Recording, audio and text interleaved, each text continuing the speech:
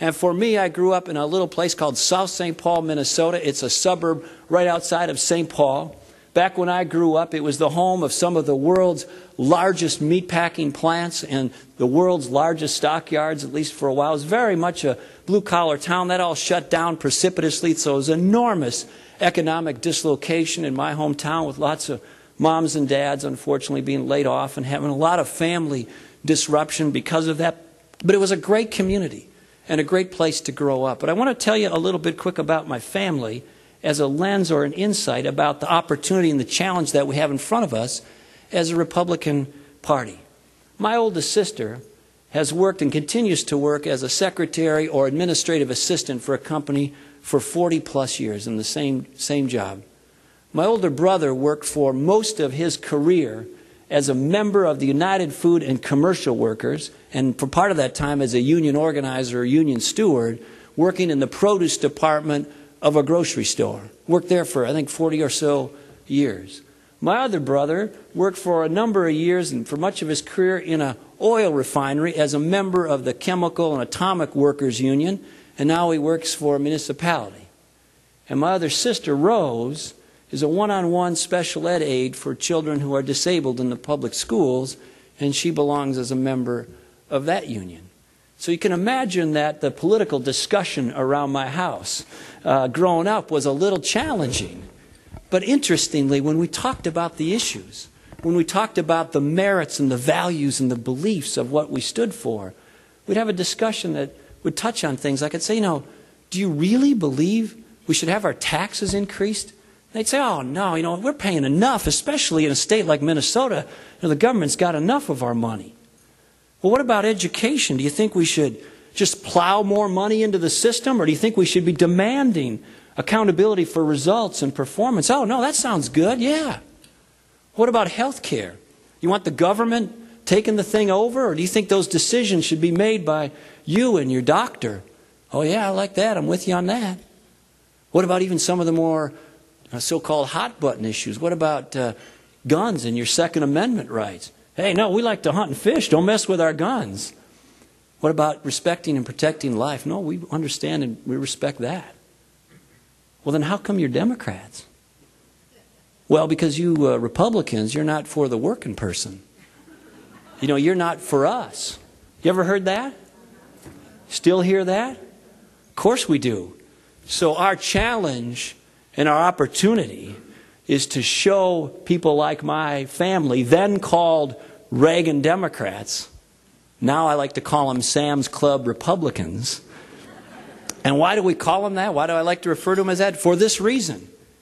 People who shop at Walmart or Target, like I do, by the way, Target's a Minnesota company, but if you shop at Walmart or Target or Sam's Club or Costco or the like, you don't have as much money as you'd like, or you have a limited amount of money. At the very least, you don't have more money to spend, and you shop there because you want good value for the money you do spend.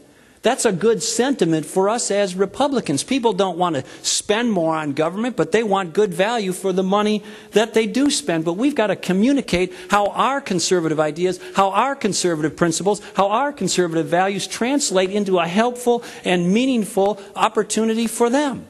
So what do we believe? Well, we believe that the success of our nation rides on the growth of private enterprise, not the growth of government.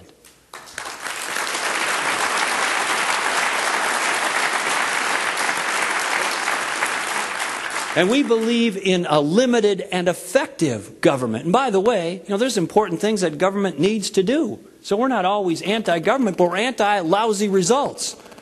And we believe that tyranny can take the form of a well-meaning but bungling and expanding bureaucracy that suffocates and strangles our entrepreneurial and American spirit.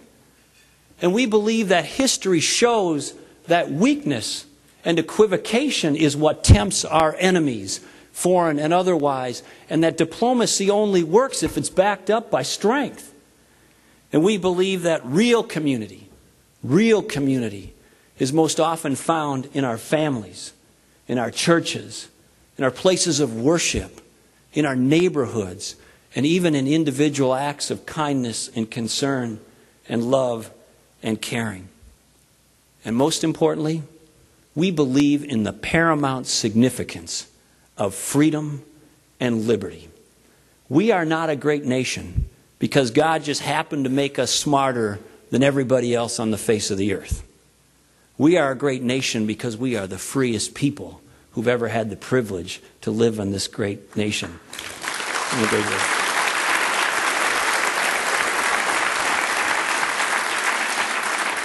And that's important because freedom allows ordinary people to do extraordinary things. It allows us to invent. It allows us to innovate. It allows us to dream. It allows us to create. It allows us to have aspirations in the pursuit of happiness that is different than much of the rest of the world. It gives us tremendous advantage. It amplifies and celebrates the human spirit. And so we have an opportunity to showcase that as Republicans. We want to be free so we can be entrepreneurs without being beaten down by the burdens and regulation and heavy hand of government. We want to be free to choose our own doctor and make our own health care decisions.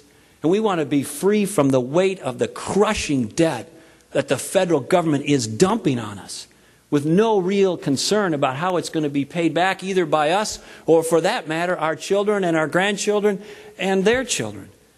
And we want to be free to send our children to a school of our choice that suits the needs of our family. And I don't believe, and I know you don't believe, that nobody should be forced to have a child go to a bad school.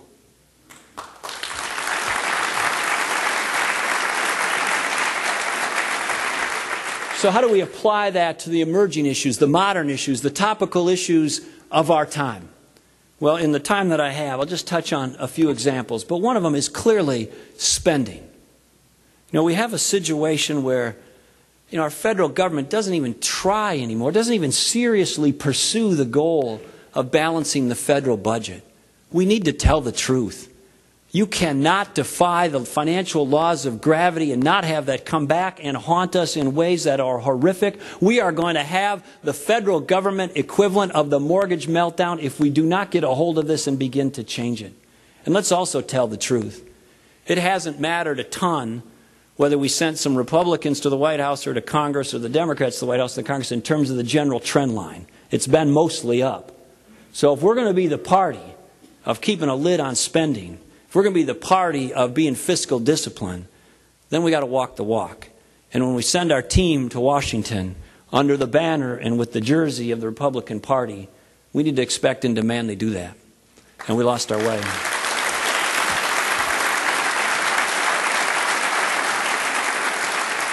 Now, the American people get this, especially now. They are tightening their belts. They're being asked to live within their means in their place of employment. Oftentimes, they're not seeing wage increases, or worse yet, they're experiencing wage concessions, layoffs, furloughs. They're living on less for now, and they expect and understand that government should do the same thing, and we should. We should deliver that for the American people. The only thing growing faster than the federal government's deficit is Chris Matthews' man crush on Barack Obama.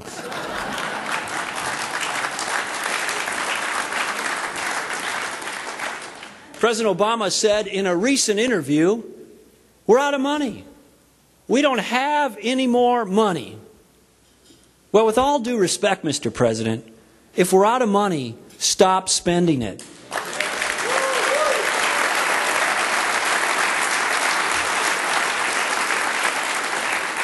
In the war on spending, President Obama is a pacifist.